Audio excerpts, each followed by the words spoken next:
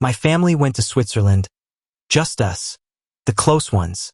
According to my mom's post, I wasn't invited, but my travel wallet was. My statement showed 6 tickets, 4-star hotels, and ski rentals. Then my brother accidentally texted me, "He's too dumb to notice." I replied, "He just did." I reversed every transaction and flagged their IDs on the booking platform. At 6:03 a.m., my phone vibrated 22 times. When my mom posted that picture with the caption, I thought it was some throwback from a past trip I'd missed. But something about the lighting and the clothes looked recent. I zoomed in. My brother James was wearing the hoodie I'd given him just last Christmas. The snow looked fresh. My dad was in his obnoxious red parka. It hit me this wasn't a throwback. I scrolled through the comments. A family friend asked if the Alps were as beautiful as they looked. Another cousin said, "Wow, Switzerland living the dream." And then I saw my aunt comment, "Surprised Oscar isn't there with you guys." No one replied. The last time I saw them was 3 weeks earlier when I proposed a family trip to Oregon. Something small, a weekend in a cabin, hot springs, some hiking. My parents looked uncomfortable. Mom said money was tight and James mumbled something about exams. I paid for lunch that day. I always pay lately. A few days later, my dad called and asked if I could keep the emergency credit card active just in case. I said, "Sure." I trusted them. It's not like they've ever done anything that shady. But now I was staring at a photo of them in Zaret with 2 people I didn't recognize at first. Then I realized those were my parents' friends, Steve and Donna. They're the kind who smuggle liquor into weddings and fight about karaoke at family events. They're not family. Neither is James's girlfriend, who was in the background of another shot, sticking her tongue out on a ski lift. I opened my banking app, not even knowing what I was expecting. 6 airline tickets from San Francisco Airport to Zurich. Over $8,700 in charges, all within 2 days. 4-star hotels in Interlaken, train rides, ski rentals, funeral reservations, even a damn hot air balloon tour. Everything. My emergency card. That card had a $9,000 limit. They maxed it. I just sat there, not angry yet, just stunned until James' message came in. He meant to text someone else. He's too dumb to notice. LOL. I stared at it for maybe a full minute before I typed back. He just did. Then I spent the next 2 hours on the phone. I reversed every transaction I could. Flagged their IDs on the booking platform.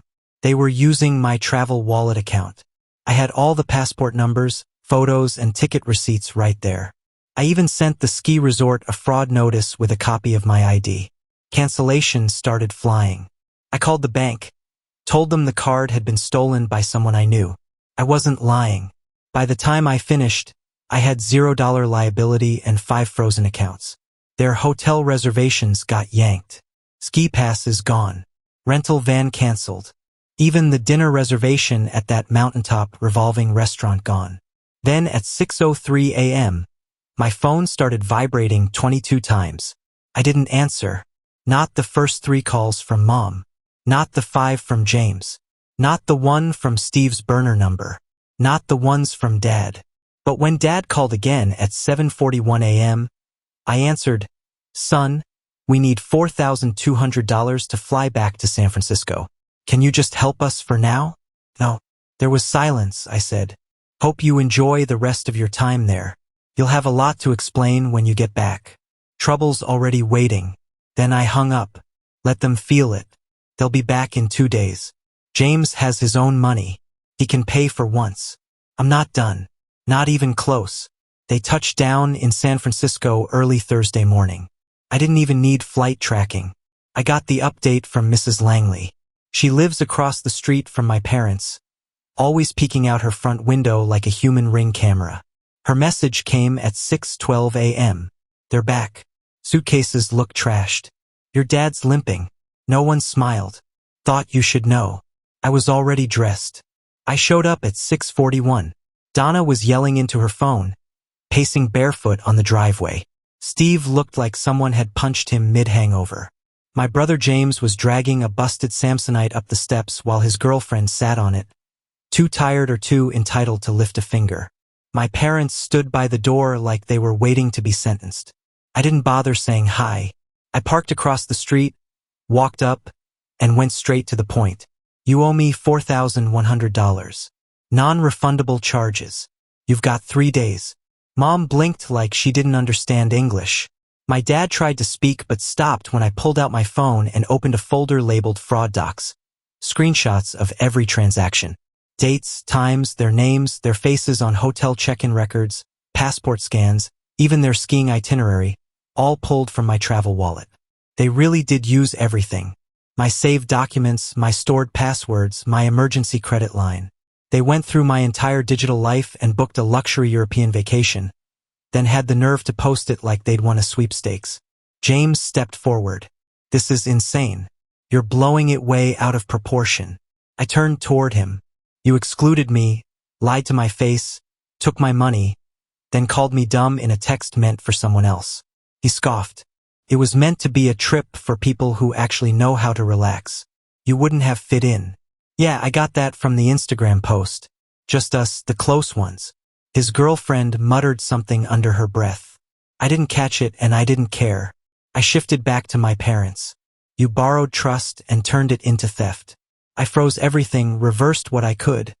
But I'm still out $4,100. You'll get it back to me or I'll involve legal. That got their attention. My mom started to say something soft, like an apology that never really lands, but I cut her off. You used Steve and Donna's names on the bookings. That's impersonation. You had no right to do any of it. 3 days. Don't call. Don't text. And then I left. By the end of the day, they'd scred up the money.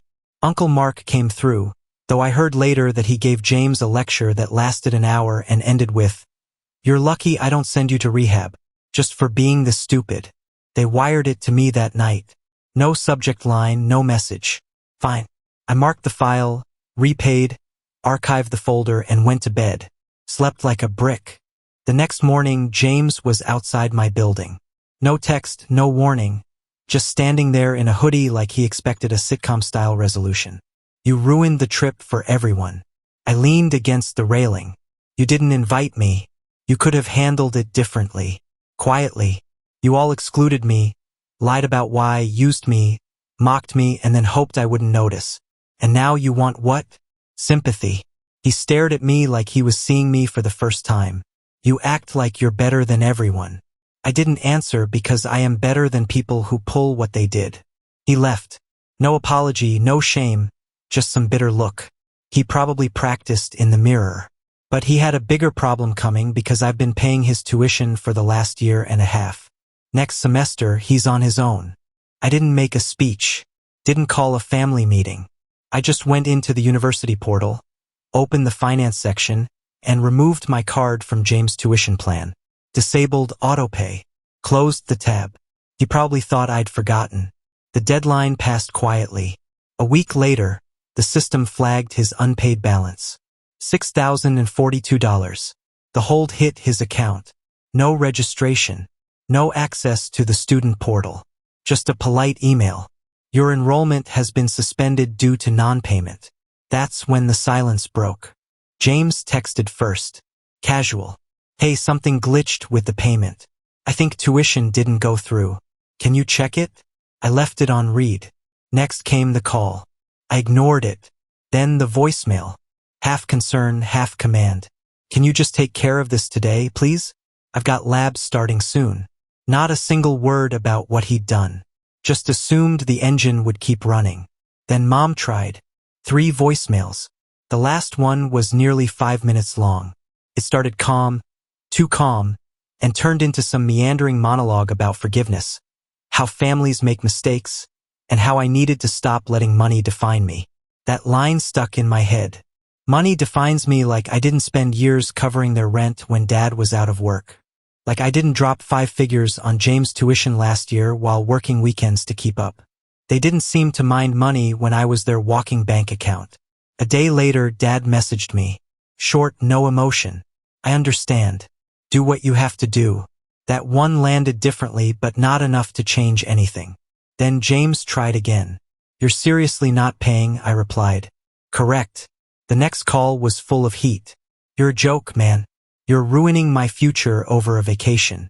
That's how small you are. No, I'm holding you accountable. That's how tired I am. You don't get it. I need this semester. I'm behind already. I didn't ask you to book ski trips with my card or post about it while pretending I didn't exist. Jesus, you're bitter. You're a thief. Then came silence. For a second, I thought he hung up. Then he said something I'll never forget. You were never family. You were a wallet. You just don't like being empty now. I hung up. 3 days later, my aunt texted me. Not even one I'm close to. She said I should be ashamed that James was family, that I should have handled this privately. I didn't respond. Then came a cousin, then another. Someone even emailed me an article about financial boundaries and grace. They didn't know the half of it. Then Sunday came. I got up early and drove to my parents' house. Knocked once. Nobody answered. I didn't expect them to. The spare keys were still hanging on the rack inside the garage. I took them and drove off in the silver Civic I'd given them last year. At the time, I had 2 cars and they were always borrowing rides. I thought I was doing something kind.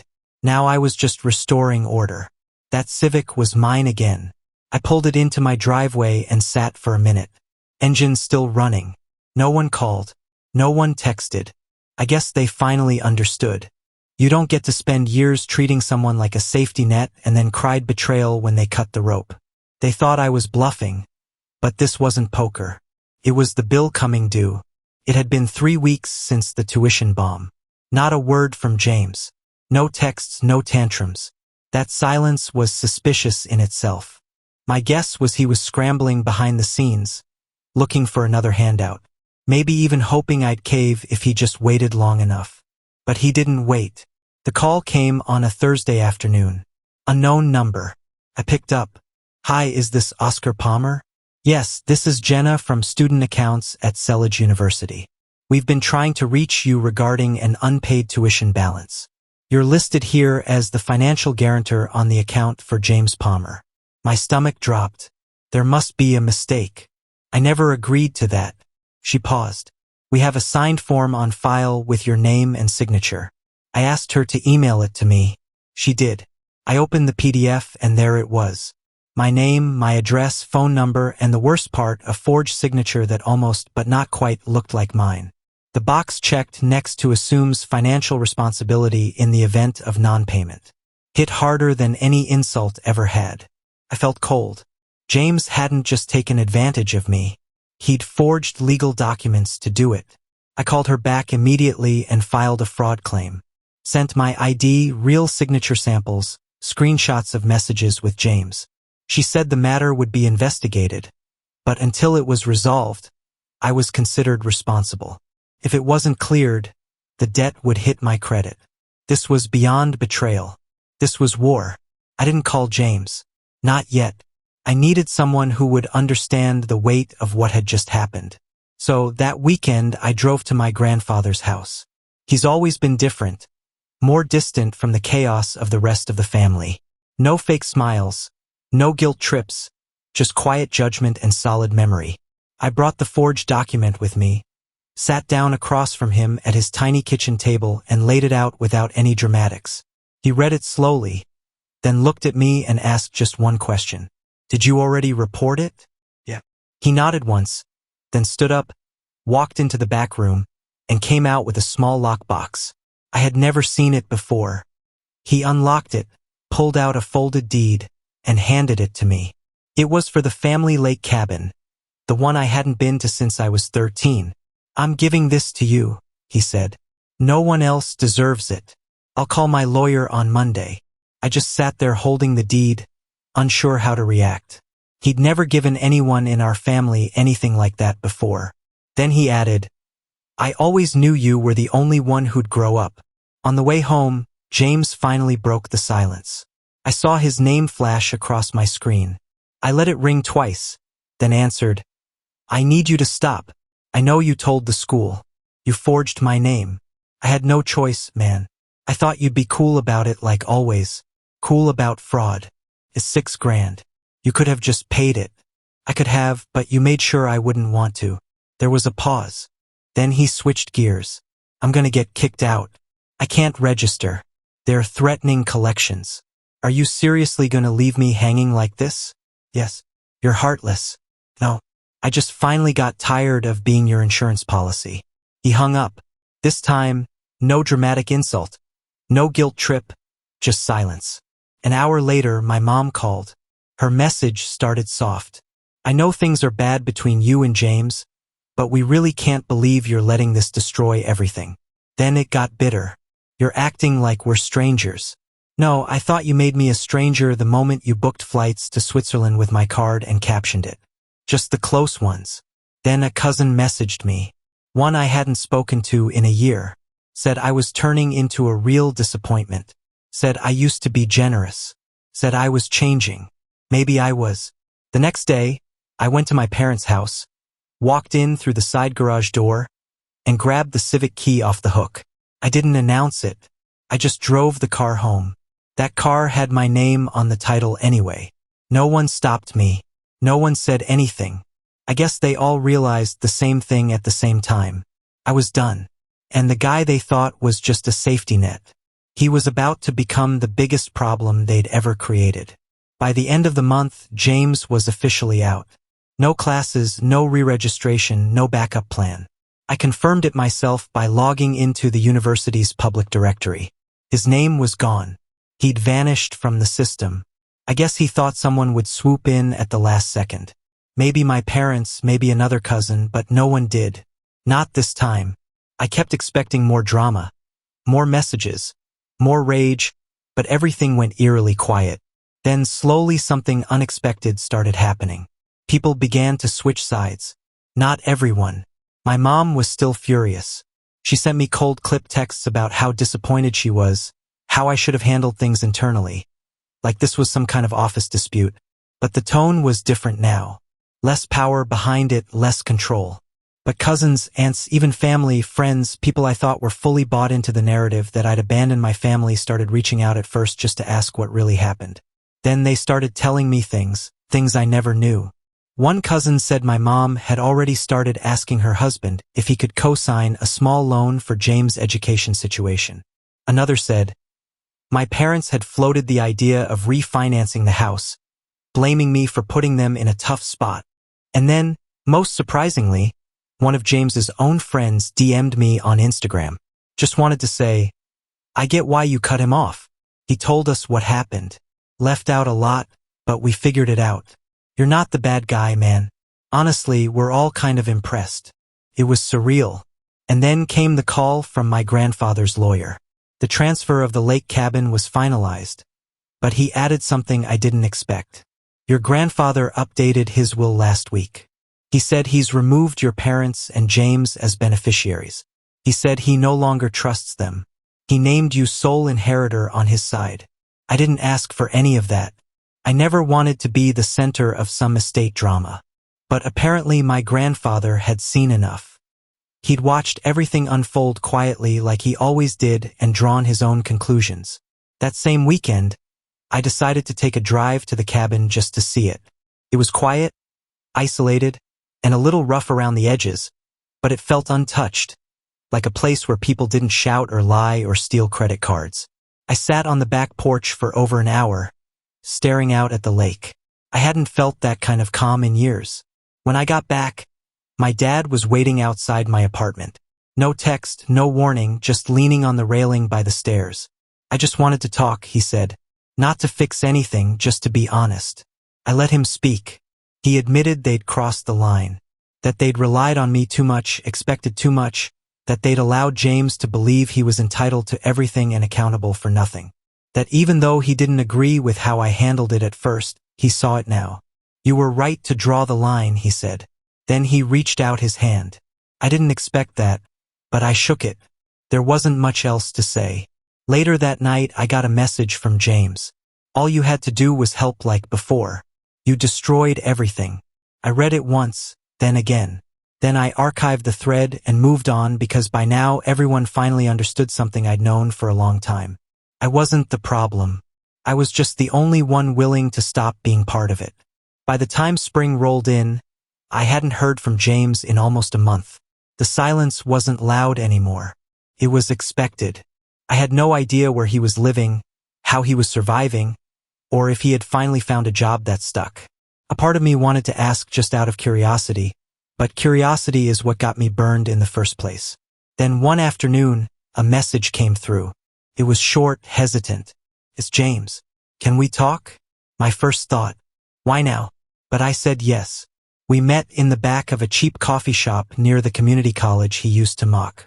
He looked thinner, older, like someone who'd had to grow up quickly under fluorescent lights and bad sleep. He didn't dress up for the apology. That made it more believable. He started with what I expected. Said he knew he'd gone too far. That he didn't understand what I was carrying until it all fell back on him. Said he made excuses for years because it was easier than changing. But then he said something different. "I didn't just screw up your money. I screwed up how you saw all of us. I think that's what I regret most." I let that sit for a second. "I don't hate you," I said. "But I don't trust you either." He nodded. Said he didn't expect me to. Then he offered something I absolutely didn't expect. "I want to pay you back." I actually laughed. Not because it was funny, but because it sounded impossible. He didn't flinch. Little by little, even if it takes years, I didn't answer. I just stood up, nodded, and walked out. I didn't tell him to keep in touch. I didn't offer to help him get started.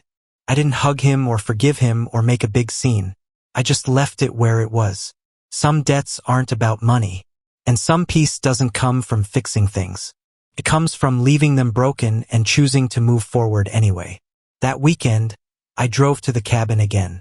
The air was still cold, the lake half frozen, but I opened all the windows anyway, let everything air out. I made a fire, drank coffee on the porch, and didn't look at my phone once. It was the first time I realized I didn't feel like I was protecting my peace anymore. I was just living in it.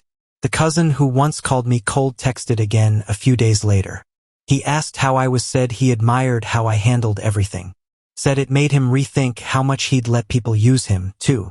People noticed, they were watching. Turns out standing up for yourself makes a lot of the quiet ones feel braver, too.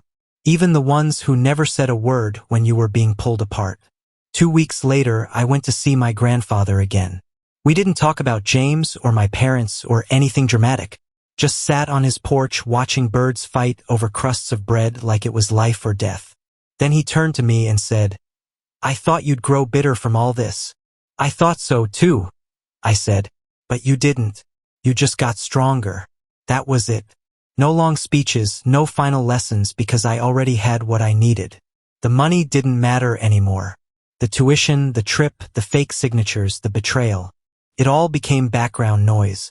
Because the most important thing I got out of this wasn't the lake cabin. It was proof that I never needed any of them to be whole. And the moment I stopped letting them chip away at me, I became someone they could never break again.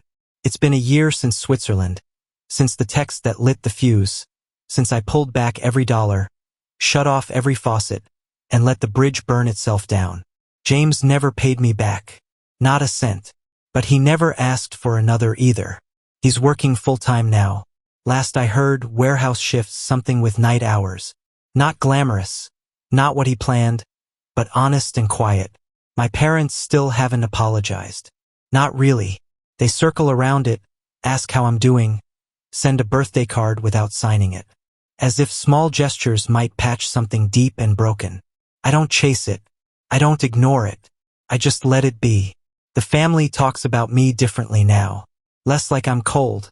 More like I did what they wish they'd had the courage to do. Boundaries are contagious, it turns out. Since then, 2 cousins stopped lending money to their parents. Another one left a toxic family group chat altogether.